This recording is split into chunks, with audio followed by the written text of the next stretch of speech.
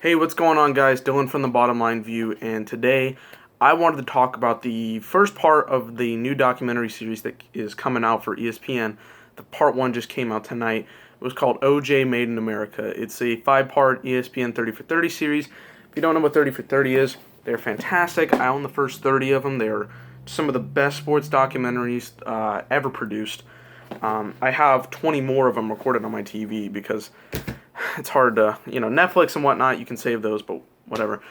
They are releasing a big, huge project, never done for them before, which entails a O.J. Simpson and the life. And it's not just about O.J. Simpson. That's a big part of this thing.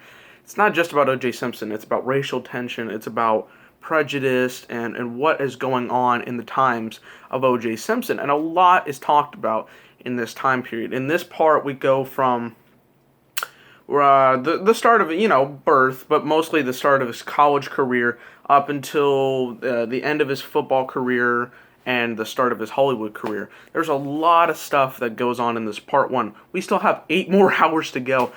I'm gonna do part two for sure. Um, Part three, four, and five are a little shaky because part three is in the same day as NXT. Part four, I'm gonna be in Baltimore that day. Part five, I get back, but we'll see. But let's get into this. So, at the beginning, for a good majority of the first 30 minutes, we hardly talk about J.J. Simpson. They mostly talk about what was going on in the current events of 1968 and 1967. Basically, it was about racial tension. There were certain events going on. They were talking about the culture of Los Angeles and how there was a lot of racial tension with police officers and African Americans. And look, I am the whitest man possible, right? It sounds weird for me to come up here and talk about it, but it's just a review.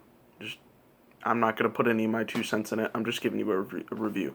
So what we have is the sense of like entitlement. Like these people, African Americans want to stand up for their rights, and they talk about the Watts riots and whatnot, and how police officers were taking their aggression on the African American race. And it kind of sets up as this backstory because when we get into O.J. Simpson, it really gets portrayed as a man who does not care about his race. And it's not to say that he didn't care about being black, but he always thought of eliminating race.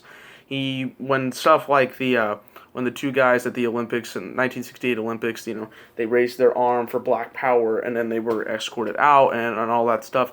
He was not one for that. He said, why would I want to waste all my energy and time into something like that when I cared about the most about becoming the best football player and whatnot. He didn't want to become part of this racial culture that was being brought up in the late 60s, early 70s that we needed to fix being we needed to fix like the prolific ways of what white people think of black people, and he just wasn't for that. He was there to gain a standard. So they talk about his time in USC. He was an absolute amazing running back in USC. They highlight that a little bit in here. They talk about how he was just a fantastic football player. The game against UCLA very early on was mentioned, and that the run changed the course of college football history and football history itself. They talk about his sophomore year, which he gained, it was like 1,707 yards or something like that. He became the Heisman winner. And it was really just making that sense of what OJ was going to be, what his style of football was going to be.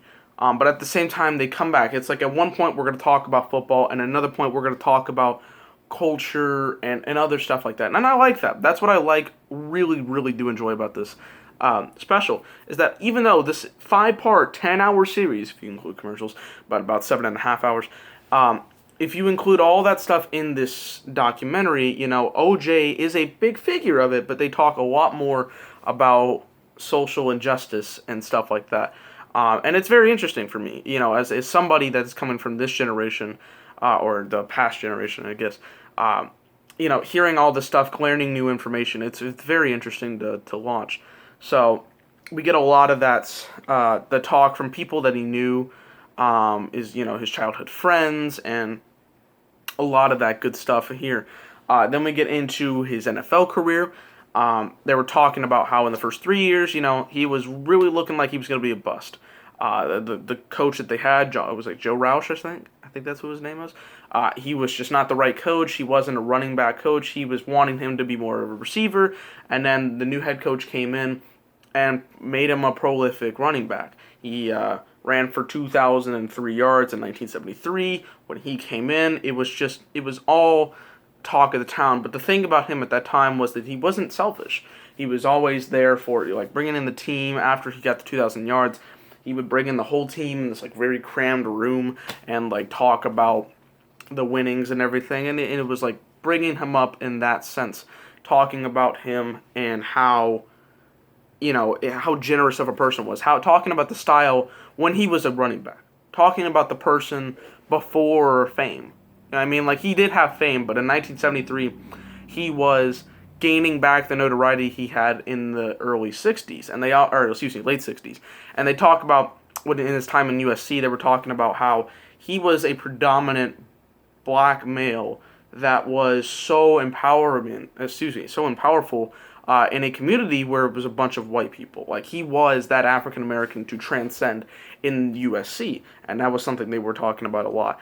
Then it gets on to a lot of the later stuff when he started to get into Hollywood. In '74, he was in the Towering Inferno. They were talking about how he was getting into a different world at this point. It was getting into his mind. I forgot his childhood friend's name, but he has a really scruffy voice. You'll hear him a lot, but he's probably the best talker in any one of these. If you actually listen to the words and the childhood stories he talks about some of the stuff, how he was such a smooth talker. He was just that guy. He was so persistent and then so captivating to an audience that really didn't care about them at a time. And one of the best stories in this was he's talking about one time, I believe right after the '73 season, he's talking about how him and OJ were playing tennis with these two white guys that were very rich, wanting to give him Hollywood money, and he goes up to him and he's like, OJ, remember back in the days when these people in the late '60s would try to maliciously beat us up and maliciously kill off anything that we had? They don't care about us. They still don't. They care about you because you're a great football player and they want to get you. They want to get endorsements and fame. They don't care about you as a person. They never cared about us as a race. And OJ goes, well, I'm just gaining whatever I want. I'm gaining out of it. He's kind of laughing it off, and it kind of pissed him off because he thought OJ was getting brainwashed. OJ was being more of this Hollywood guy, more of this different style than he used to have. He used to be a guy that cared about himself, but he cared about other people. He cared about doing the right thing. He had this like odd sense. He was basically like an opposite in this case.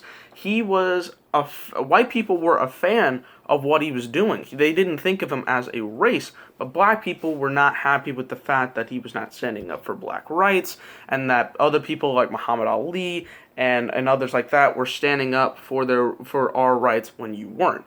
And they talk about his Hollywood career, the Hurt stuff. They talk about how that kind of, in a sense, made him a different character overall. Just really fascinating stuff, like very interesting stuff to look into. They talk about how, in a sense, Hollywood changed him. Hollywood was making a man who at one point cared about football and changed him into this completely different enigma. And even though he still cared for other things, at like the tail end of his football career, people were like, this guy doesn't care anymore. He wants fame, and people are going to give him that fame. And he knew it. So it just goes into a lot more in depth than the football career in part one. They kind of ended off with talking about Nicole Brown Simpson, and how they met. She was 18 when he met her, but he was very rich at this time. He was very famous. Took her out to a lot of clubs and all that stuff, and they kind of hint, like, like her sister was the last part of this, and she's talking about how, they were so happy, they were so in love, and it makes it even more tragic of what happened next, and it's that cliffhanger, and we're gonna find out the rest. There's still a lot more to talk about. But what I love about this documentary, and I highly suggest you guys go watch this, at least part one. What I liked about this documentary a lot was that they had so many people surrounding the subject of O.J. Simpson. They weren't just talking about a man who played professional football for a certain amount of time. They were talking about a man who was at one point very poor in the projects, not really having a great life, but he didn't care about the racial tension. He cared about gaining notoriety. He cared about doing what was best for himself. He didn't want to lose endorsement deals. He didn't want to lose all that stuff. He was white America for a black person. It was really interesting to learn, and I really like that they just went in all different angles. They didn't go in this one central angle that, even though a lot of these 30 for 30s go out of the box, they kind of focus on one particular area. And of course, that's kind of the point, and they're still really fantastic. But in this one, obviously, you have 5 parts to talk about. They go all out. They expand the stature of it all, and they hit these points that are like, damn, that's really insightful and it's really entertaining. I want you guys to go check it out. I hope you guys enjoyed this review. I will be back at least for Tuesday. I will be reviewing part 2 because I know I'll have time for that. 3, 4, and 5, we'll see. I want to see what you guys think about this 30 for 30 series as well. So, like the video, comment below what you thought about 30 for 30 series, or part 1, OJ Made in America part 1, and my review of it. And, of course, subscribe to the channel. Thank you guys for watching. And check out our Patreon. We just started that up. We're going to start up tomorrow. We're filming that tomorrow. I decided not to do my first We the People podcast because this was going on. This was actually pretty important for me, so I wanted to get that out there. So thank you guys for watching. Peace.